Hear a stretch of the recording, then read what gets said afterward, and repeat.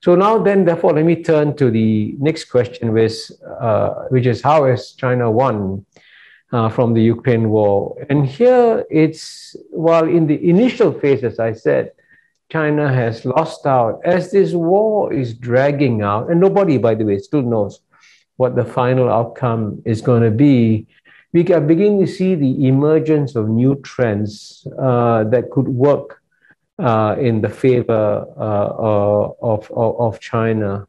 So, for example, I mentioned there has been revitalization of Western solidarity, and up to now, the West has been completely united on the Ukraine war.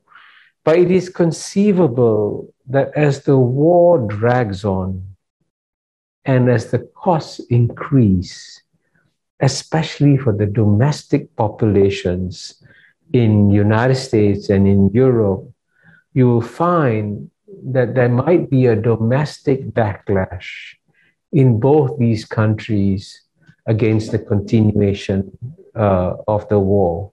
And as you know, gasoline prices in the US have gone up very, very sharply, and that is actually putting a lot of pressure on the administration of President Joe Biden.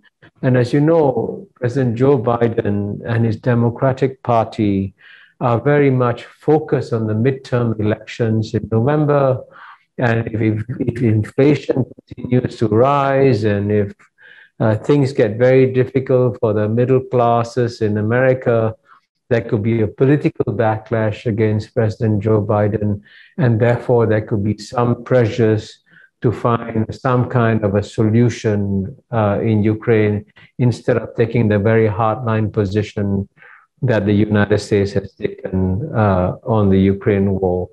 In the same way, it's also possible that you might get a summer of unrest in many European countries if inflation rises and if energy prices remain very high. And certainly even a country like France, which has been quite stable, as you saw in the last elections, there was while President Macron did get re-elected as president, he lost what you call the Legislative Assembly elections, and though he has to deal with a much more difficult domestic environment. So even in Europe, which today seems very strong and united on the Ukraine war, there might be a certain degree of exhaustion over it, and therefore reconsideration of the plans, and therefore perhaps the strong Western resolve that you have seen so far may weaken in the weeks and months to come, and therefore that would change balance between the West and China. And at the same time, there's one statistic which I want you to remember, is a very important statistic, which is that only 12% of the world's population lives in the West. 88% lives outside the West. And certainly initially, when the Russian invasion of Ukraine happened, it shocked the world. And clearly you saw that over 140 states, I think, condemned the Russian invasion of Ukraine in the UN General Assembly vote. So you got the sense that the West and the rest were united in their approach towards the Russian invasion of Ukraine. But again, over time, you see that even though the West has tried to apply very strong sanctions on Russia, and the sanctions have been quite brutal, in some ways quite effective, you actually discover that if you look at the population of the world, the percentage of the world's population in the countries that have actually imposed sanctions on Russia is only like 14 or 16% of the world's population. And 84 to 85% of the world's population have not imposed sanctions on Russia, and in fact are now saying very clearly to the West, this war in Ukraine is not just damaging the people on Ukraine. The people of Ukraine are clearly suffering, and we should support the people of Ukraine in their suffering in this war. But the rest of the world is also suffering. The war in Ukraine, as I suggested earlier, has increased global inflation, increased global energy prices, increased food prices, and therefore hundreds of millions of people in many third world countries are actually going to go hungry as a result of the Ukraine war. And the sheer indifference of the West to the pain and suffering of the poor in third world countries is becoming now very clear and palpable, and therefore leading in some ways to a backlash against the West on the Ukraine issue.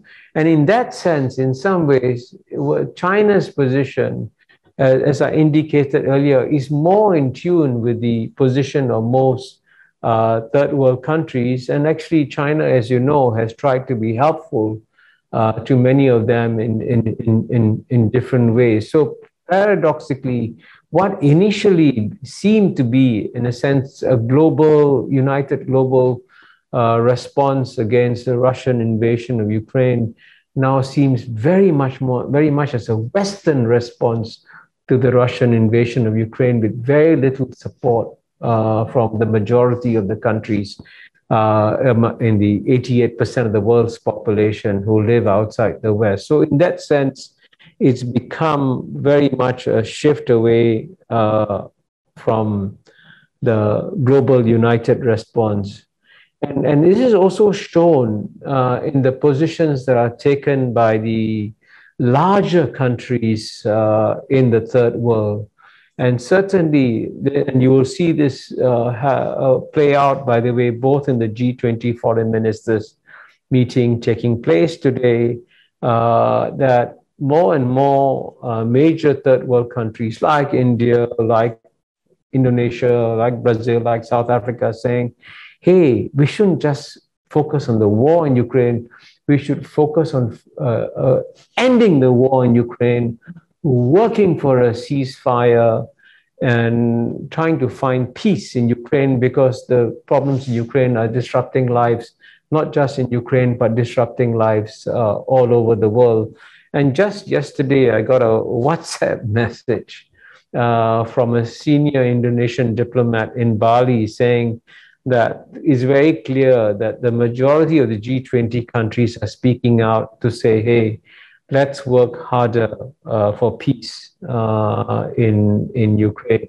So I think the West, therefore, will begin to find that initially what they thought was them working with the rest of the world on the subject, they find that the rest of the world is now moving away from them.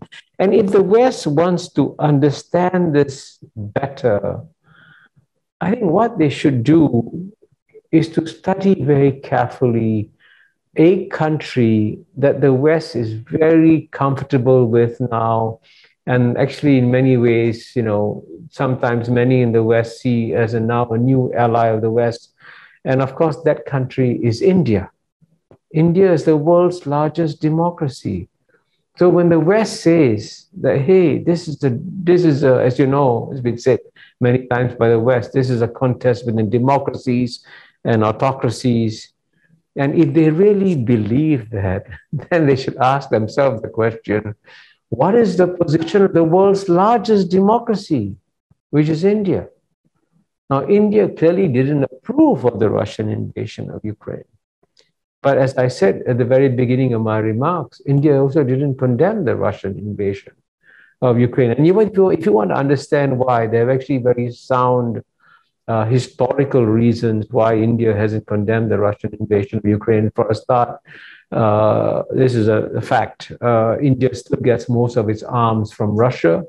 This is a legacy going back to the days of the old Soviet Union, when actually, as you know, the United States actually was the country that was applying pressure on India, certainly after India invaded East Pakistan to liberate the people of East Pakistan, which later became the state of Bangladesh. And at that time, as you all know, the United States actually sent an aircraft carrier.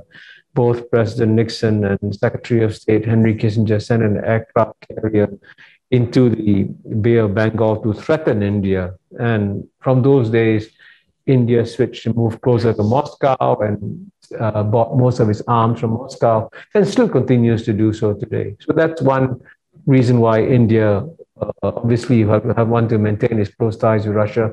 And equally importantly, and I say this as someone who was ambassador to the UN for over 10 years, the most powerful international body in the world is the UN Security Council.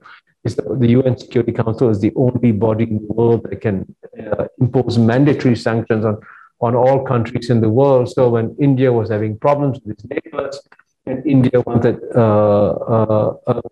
one permanent member of the UN Security Council to support it. And as you know, there are 5 permanent members in the UN Security Council: United States, China, UK, France, and Russia. Then, the only permanent member that has always been consistently sympathetic to India's position, and in fact vetoed any measures that could damage India, that country was Russia. So that is a very deep well of trust within India towards Russia, which is not going to be removed by the Ukraine war, and which also explains why India is taking a very careful, independent position on the Ukraine war. So here, if the West wants to understand what is China's position on the Ukraine war, actually, even though the interests of China and India are different in many ways, in many areas, and of course, you also know there is some rivalry between China and India in many significant areas. Despite all that, when it comes to the Ukraine war, there's a remarkable coincidence of views between China and India on the Ukraine war. And so therefore, if the West is trying to understand China's position, it's got to understand that China is not isolated in its position on the Ukraine war. In some ways, China's position is actually more in harmony with the position of most countries in the world than that of the West towards the Ukraine war. So I hope that in all my remarks today, what I have done is to bring out the complexity of the subject, and I hope that will enable you to have a better understanding of one of the most difficult and problematic issues of our time. Thank you very much.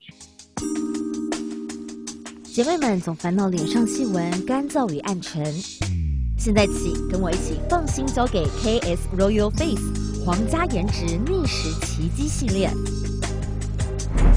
KS Royal Face 皇家颜值逆时奇迹系列，它添加5种 EGF， 专门防止肌肤老化，强化皮肤修复，增加肌肤弹性水嫩，轻松抚平皱纹，换回青春自信。